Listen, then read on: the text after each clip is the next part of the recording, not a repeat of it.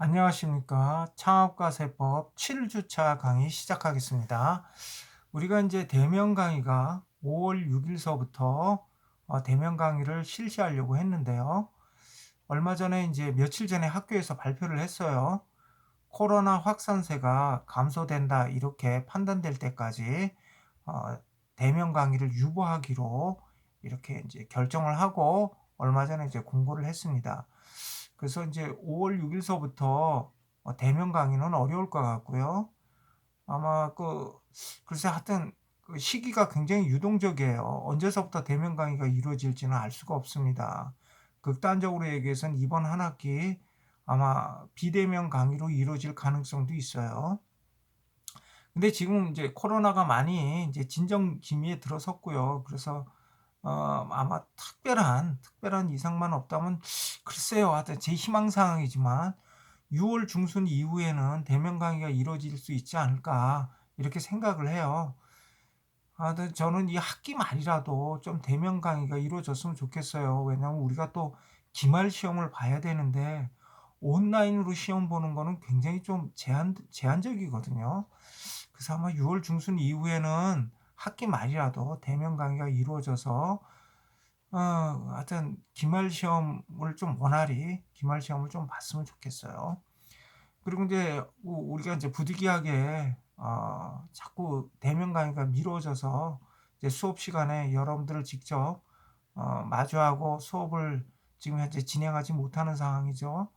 그래서 여러분들이 이제 수업 내용과 관련해서 궁금한 사항들이 있었을 때 이제 우리가 대면 강의를 하면 뭐 강의 시간 중에 여러분들이 나한테 질문을 해도 되는데 지금 이제 온라인으로 강의를 하다 보니까 질의응답이 수월치가 못해요. 그래서 혹시 여러분들 중에 이 수업 내용과 관련해서 궁금한 사항이 있으면 우리 우리 그 하이포탈에 거기 하이클래스에 여러분들이 저한테 이 쪽지 같은 걸 이렇게 보낼 수가 있어요. 쪽지로 돼 있던가? 하여튼간 여러분들이 저한테 궁금한 사항을 갖다가 온라인상으로 이렇게 질문할 수 있게 그렇게 돼 있어요. 내가 지금 정확히 어떤 어디서 하는 건지는 모르겠는데 여러분들이 아마 하이 클래스에 들어가 보면 있을 겁니다. 그래서 그걸 통해서 저한테 질의를 하셔도 좋고요. 그다음에 제가 인제 아마 강의 계획서에 보면 제 이메일 주소가 나와 있어요. 그래서 제 이메일로 우리 학교 메일이에요. 우리 학교 이메일로 저에게 질문을 하셔도 돼요. 그러면 제가 가능한 아주 신속하게 여러분들에게 답변을 드릴게요. 그리고 여러분들 그 질의 내용 중에 우리 수업 진행과 관련하여 다른 학생들도 이렇게 생각할 수도 있고 좀 알아두면 좋겠다 하는 질의 내용과 관련해서는 제가 이 온라인 강의 시간 중에 답변을 해 드릴게요. 그리고 그렇게 좋은 질의를 한 학생들에 대해서는 제가 수업 참여 점수에서 가점을 드릴게요. 하여튼 여러분들 궁금한 거 있고 그러면 제가 즉시 답변은 못 해 드려도 하여튼 온라인을 이용해서 질문을 해 주시면 제가 하여튼 가능한 신속하게 좀 답변을 드리겠습니다. 지금 상당히 하여튼 뭐 어려운 상황인데요. 어렵고 불편하더라도 하여튼 최선을 다해서 한번 나아가 보죠. 예, 우리가 이제 이번 주차 강의서부터는 우리가 이제 개별 세법에 대해서 쭉 살펴봐요. 어떻게 보면 우리 창업가 세법의 하이라이트라고 할 수가 있죠.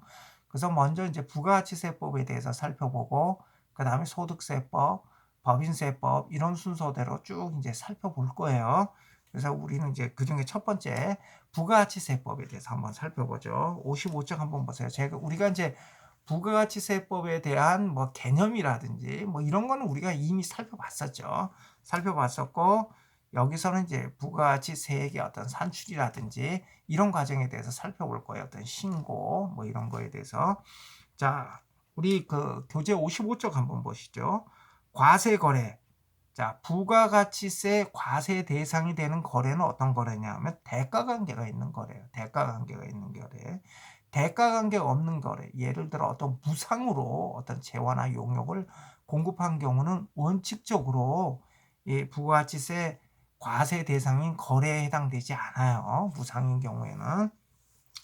물론 이제 나중에 우리가 살펴보겠지만 대가 관계가 없는 경우에도 마치 대가 관계가 있는 것처럼 간주를 하고 부가가치세를 과세하는 경우가 있어요. 그런 경우를 우리가 재화의 간주 공급이라 그래요. 재화의 간주 공급.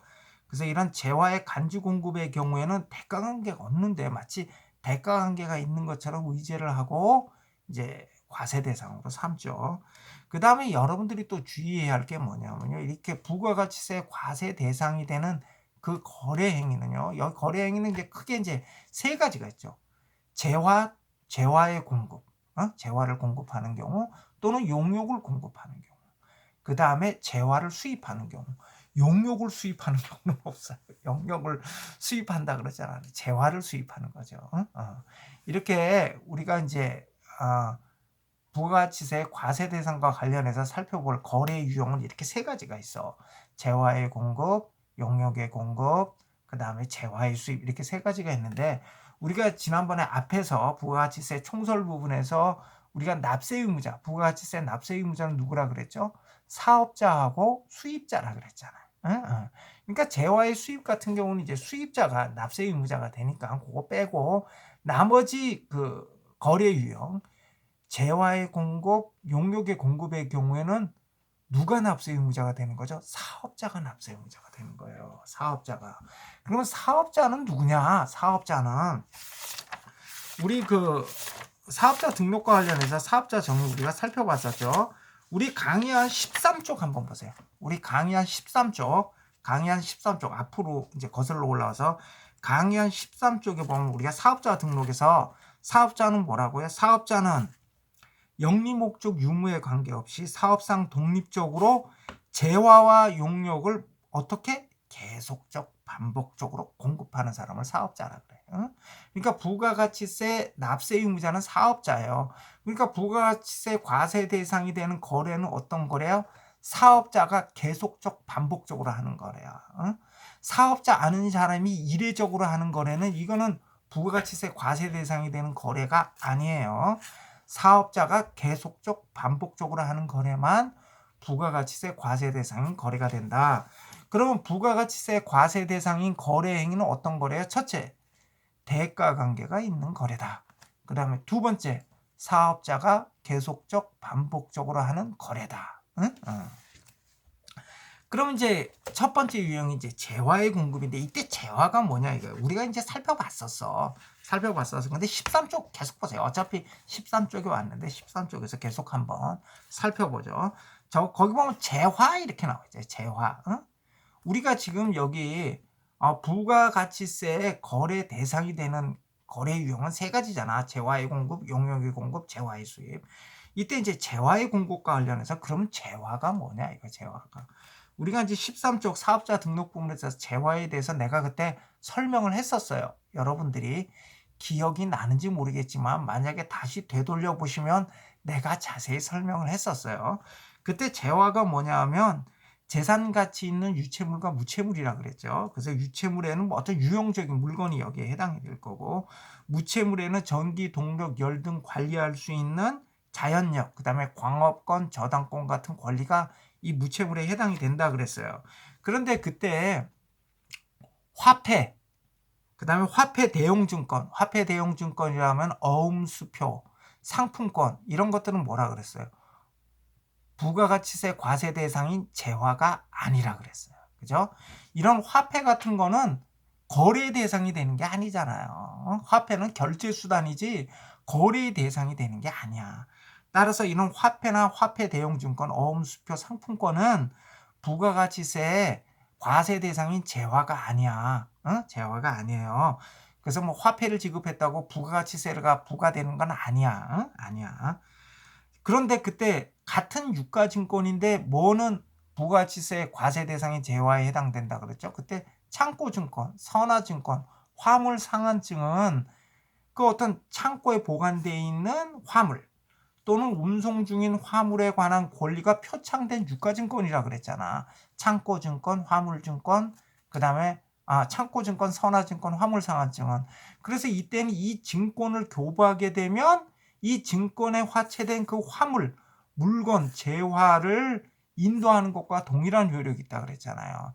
그래서 유가증권이지만 이런 창고증권, 선화증권, 화물상환증은 부가가치세 과세 대상인 재화에 해당이 된다 그랬죠? 내가 그때 여기까지 설명했었어.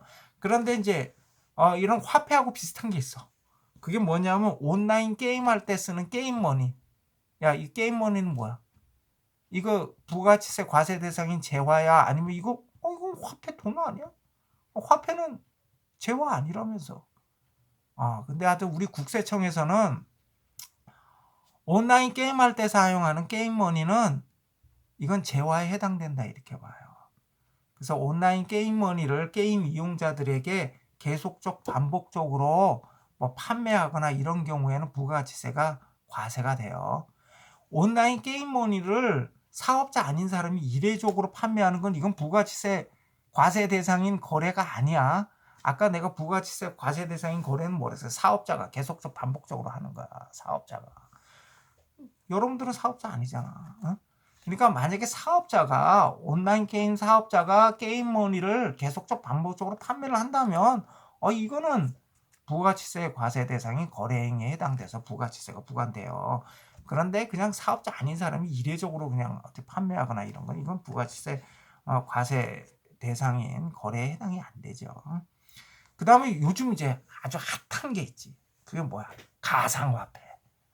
가상화폐. 작년에 아주 굉장히 가상화폐 아주 핫 이슈였잖아. 자, 가상화폐는 어떻게 돼? 가상화폐. 이게 지금 논란 중에 있어요. 가상화폐. 이게 지금 부가치세 거래 대상인, 예를 들어 가상화폐를 갖다가 판매한다든지 이럴 때 이게 부가치세 과세 대상인 거래행위에 해당이 되느냐. 그리고 가상화폐가 재화에 해당이 되느냐. 그런데 이제, 아직 국세청에서 똑부러지게 입장을 발표하지는 않았는데, 이제 많은 이제 학자분들이나 이런 분들은 가상화폐도 본질적으로 화폐라는 거죠. 결제 수단으로 사용되는 거기 때문에 가상화폐 같은 경우는 재화가 아니다 이렇게 보죠. 그런데 이제 얼마 전에 우리 그 국세청에서 이 가상화폐를 거래하는 회사에 대해서 소득세 부과 처분을 했어요. 이걸 기타 소득으로 봐서 기타 소득으로 봐서 소득세 부과 처분을 했는데 이게 과연 가상화폐를 이용한 거래를 통해서 어떤 수익을 창출했을 때 이게 기타 소득의 대상이 되느냐 이게 지금 논란 중에 있어요. 그리고 지금 이거와 관련해서는 지금 조세 심판이 제기가 돼서 지금 이제 심판 절차가 진행 중에 있어요. 그래서 아직 확정적인 어떤 결론은 아직 나오지는 않았어요. 그래서 가상화폐가 앞으로 많이 문제될 것 같아요. 그 가상화폐로 인해서 가상화폐 거래를 통해서 수익이 창출됐다. 근데 이게 기타 소득인가? 혹시 이자 소득이나 이거에 해당되지는 않나? 이런 문제점들이 있죠. 그죠?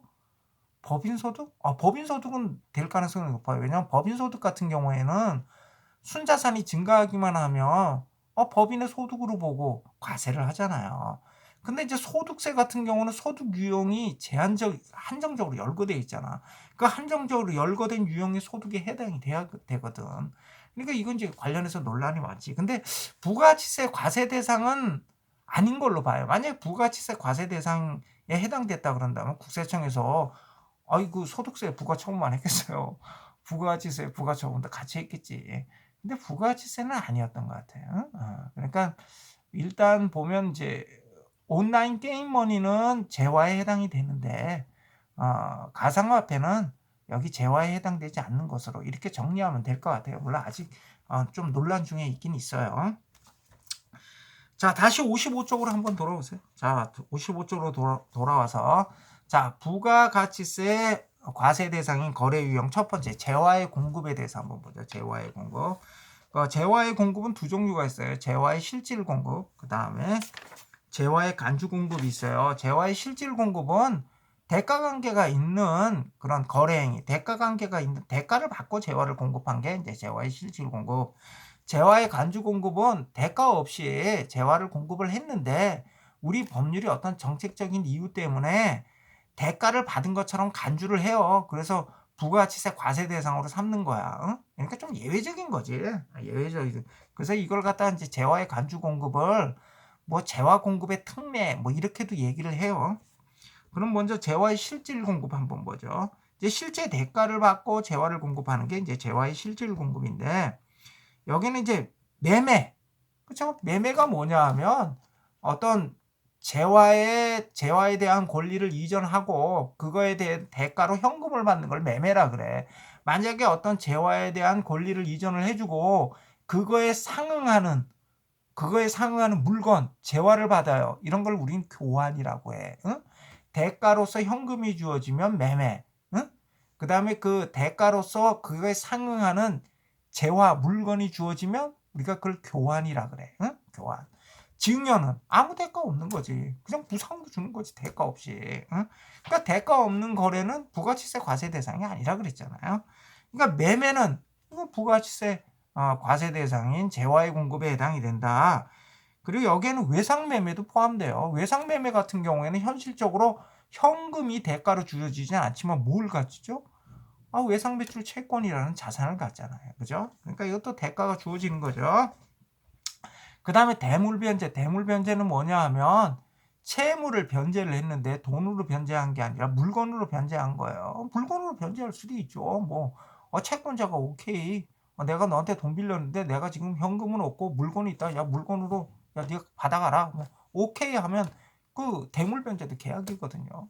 그럼 대물변제, 물건으로 변제하는 거죠. 이건 재화의 공급이죠. 물건으로 변제하니까.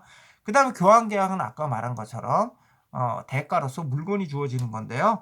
이때 이 교환계약 같은 경우는 뭐예요? 재화의 공급이 두 개가 나오죠. 맨 처음에 물건을 줬잖아. 대가로서 물건을 줬잖아. 그치? 재화의 공급이 두 개가 나온단 말이야. 그래서 양쪽 당사자가 인도하는 재화에 대해서 모두 과세 대상이 된다. 그 다음에 소비대차. 이 소비대차 같은 경우는 이제 이 소비대차라는 게 뭐냐 하면 어떤 대체물에 대한 대체물이라는 게 뭐냐 하면 다른 물건으로 대체할 수 있다 이 얘기예요. 동종 동량의 다른 물건으로 대체할 수 있는 걸 그걸 우리가 대체물이라 그래. 대체할 수 없는 물건, 불대체물. 뭐 예를 들어 세상에 하나밖에 없는 물건, 그건 불대체물이죠. 그러니까 대체물 같은 경우는 이제 뭐라 그러나 뭐 어떤 예를 들어서 뭐 핸드폰 케이스가 있다. 핸드폰 케이스 이것만 있는 거 아니잖아. 이거 똑같은 케이스 엄청 많을 거 아니야. 그지? 이게 대체물이야, 대체물. 이거 말고 또 똑같은 같은 회사에서 이거 케이스 케이스 이 여러 개 찍어낼 거 아니야. 근데 옆에 있어서 그냥 집어든 거예요. 여러 개 찍어낼 거 아니야. 그지? 이런 게 대체물이야, 대체물. 이런 대체물의 소유권을 넘겨주고 나중에 변제기에 이르러서 동종 동량의 그 물건으로 다시 변제하는 게 이게 대차예요. 소비대차. 근데 소비대차 중에 가장 대표적인 게 뭐가냐면 금전소비대차가 있지. 돈을 빌려주는 거. 여러분들이 누구한테 돈 빌리는 거 이걸 이제 법률적으로 금전소비대차라 그래. 그럼 여기서 금전소비대차라 말할까? 이 소비대차가? 금전소비대차는 아니지. 응? 금전소비대차는 아니야. 금전소비대차는 화폐잖아. 화폐. 응? 그건 뭐라 그랬어? 재화가 아니라 그랬잖아. 부가치세법상 재화가 아니야.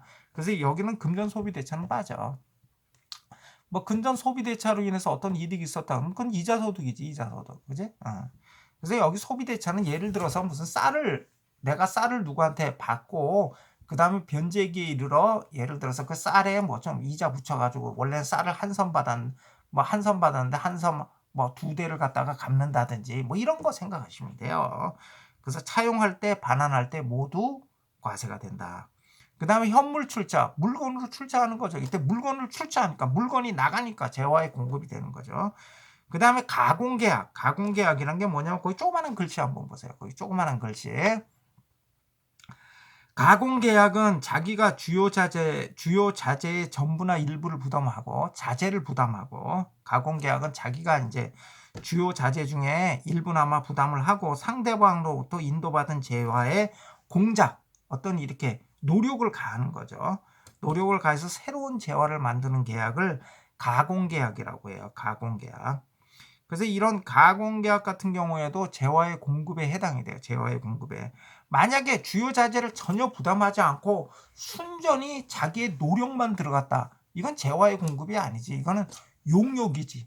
영무, 서비스, 영무. 사람의 그 노동력만 들어간 거잖아. 그래서 이건 용역의 공급이 되지. 이거는 재화의 공급이 아니야, 이런 경우는. 그리고 조세의 물납. 원래 조세는 현금으로 납부를 해야 되는데 물건을 납부하는 경우가 있어. 예를 들어 상속세, 증여세라든지 뭐 이런 경우에는 현금이 없어. 받은 거랑은 상속재산으로 내가 땅을 받았는데 뭐 상속세 내라고 돈이 얼마 나오는데 내가 현금이 없어. 그럼 뭐야? 상속받은 땅 가지고 이제 낼 수 있다 이거야. 이게 이제 그런 경우 예외적으로 물건으로 납부할 수 있는데 이렇게 세금을 물건으로 납부한 경우 이런 경우도 보면 뭐 재화의 공급으로도 볼 수 있지 않을까 하는데 이런 건 아니래. 이건 재화의 공급이 아니래. 왜냐면 이거 조세 물납 물건 받아가는 사람이 누구야? 국가잖아. 국가. 그럼 국가가 부가치세 부담하겠네. 소비자가 받는 사람이 부가치세 부담하는 거 아니야. 부가치세액은 받는 사람이 부담하고 공급하는 사람은 그걸 부가치세액을 받았다 나중에 이제 납부를 해야 할 의무가 있는 거지. 그럼 이게 지금 국가로부터 세액을 갖다가 받아내야 되는데 아니 세금을 왜 걷는 거야? 국가가 필요한 어떤 재정 수에 충당하기 위해서 부과하는데 뭐 또 자기가 낸 돈을 또 자기가 가져간다는 게 좀 그렇잖아요. 그래서 조세의 물납은 재화의 공급에 해당되지 않는 것으로 이렇게 이제 보고 있어요.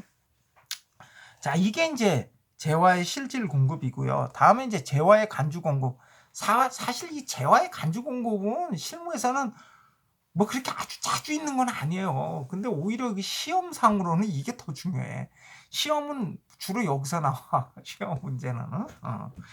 이게 이제 하여튼 이 재화의 간주 공급은 어떤 거래에 대한 대가가 없는데 마치 대가가 있는 것처럼 이렇게 간주를 하고 부가치세상 과세 거래로 보는 거예요. 그래서 부가치세액을 납부시키는 거지. 근데 어떤 경우가 주로 재화의 간주 공급에 해당되는 걸로 보냐면요. 당초 매입했을 때 매입세 공제라는 혜택을 받았어. 매입세 공제. 매입세 공제라는 혜택을 받은 경우에는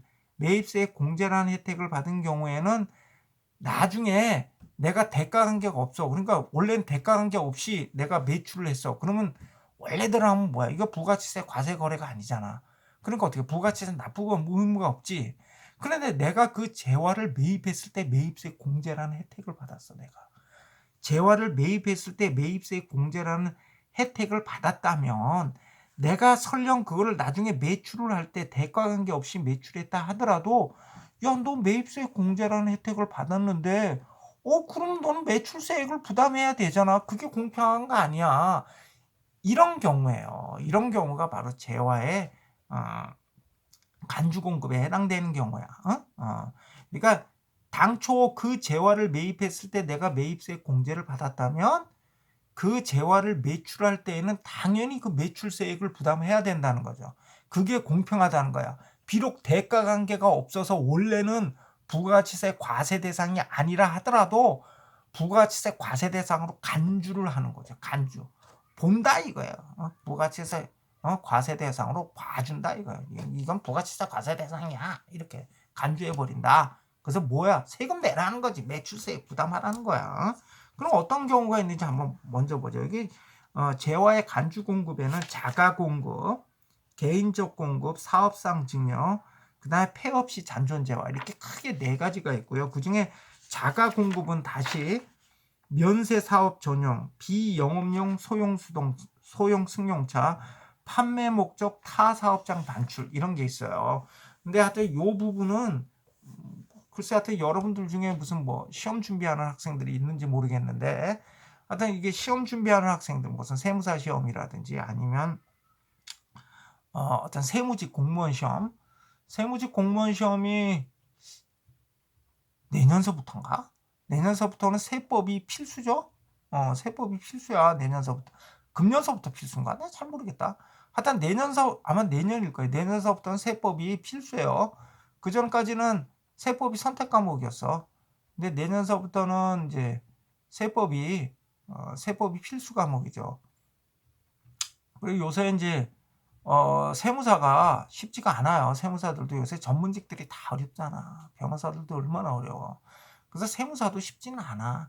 그래도 어떤 전문 자격증이 있다는 건 지금같이 이렇게 미래를 예측하기 어려운 이런 환경에서는요, 그나마 경쟁력이 있죠. 그래서 혹시 여러분들 중에 세무사에 관심이 많은 학생들이 있으면 세무사 시험 같은 거 이렇게 열심히 준비해서 한번 봐 보세요.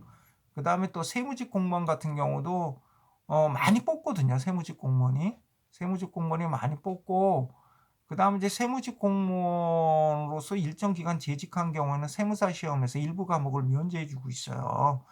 그래서 여러분들 중에 혹시 세무직 공무원 같은 경우도 일은 힘들긴 힘든데 일은 많이 배울 수가 있어요. 그래서 내 주변에서도 보면 세무직 공무원 이제 합격하셔서 오랫동안 근무하시고 나중에 세무서장으로 정년 퇴임하시고 어떤 세무사 개업해서 성공하신 분들도 주변에서 내가 많이 봤어요.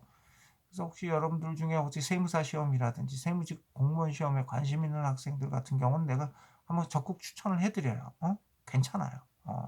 아마 세무사가 전문 직종 중에서는 그래도 지금 상당히 좀 나은 편에 속하죠. 어떤 뭐 변호사라든지 뭐 법무사라든지 이런 직종보다 세무사가 훨씬 나아요. 그래서 여러분들 같은 경우 혹시 관심 있는 학생들이 있으면 한번 적극적으로 한번 도전해 보세요. 그런데 이제 그때 시험 볼 때는 이게 중요해. 재화의 간지 공급이 중요해. 이거 잘 숙지해야 돼 이거. 여기 한번 자가 공급 한번 보자. 자가 공급.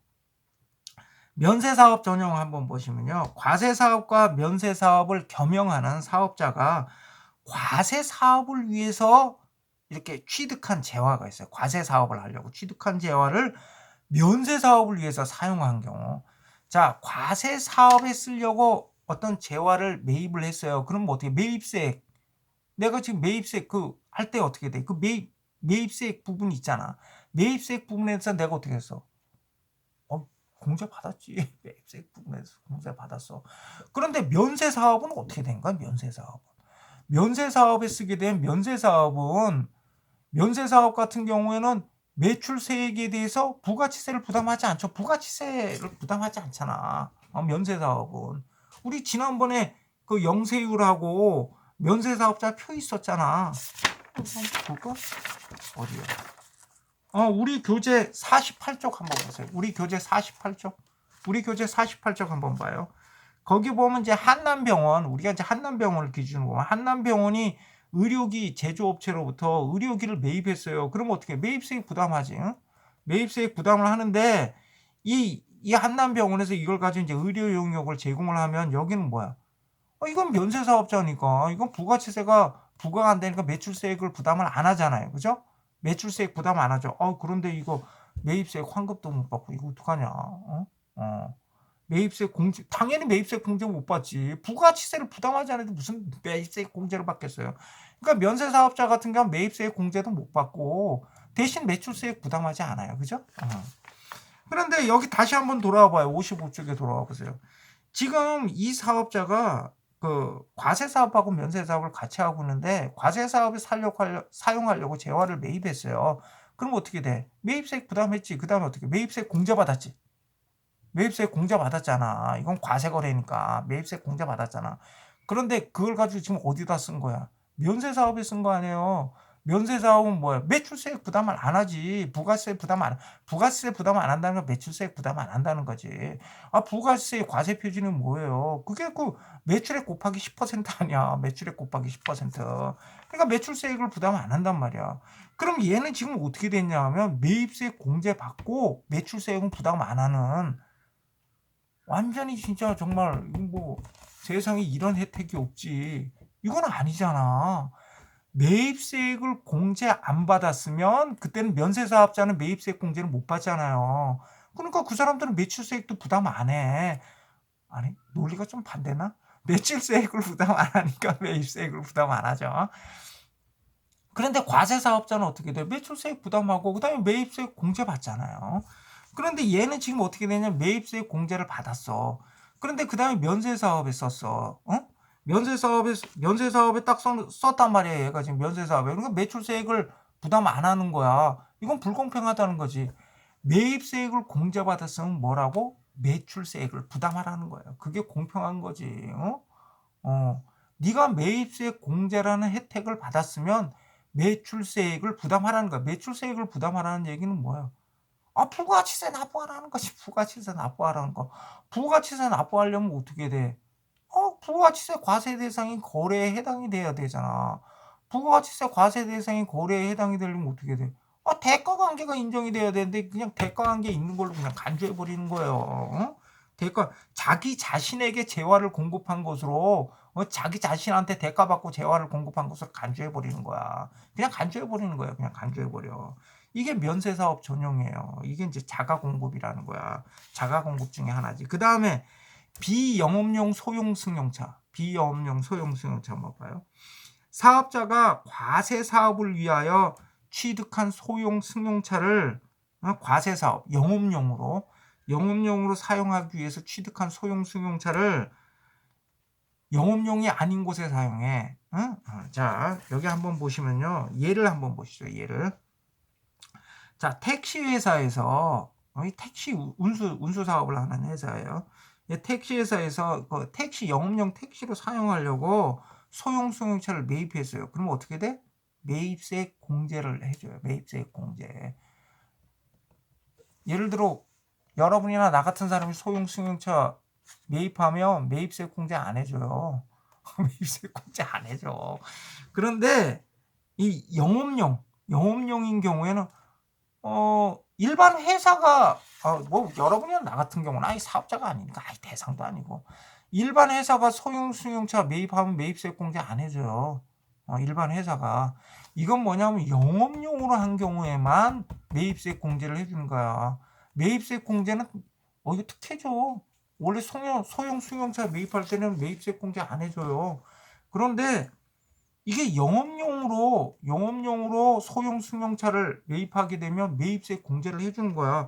그럼 먼저 영업용이 뭐냐? 여기서 영업용이라고 하는데 영업용이 뭐냐 한번 보면 영업용인지 여부는 업종에 따라 획일적으로 정해져요. 영업용인지 아닌지는.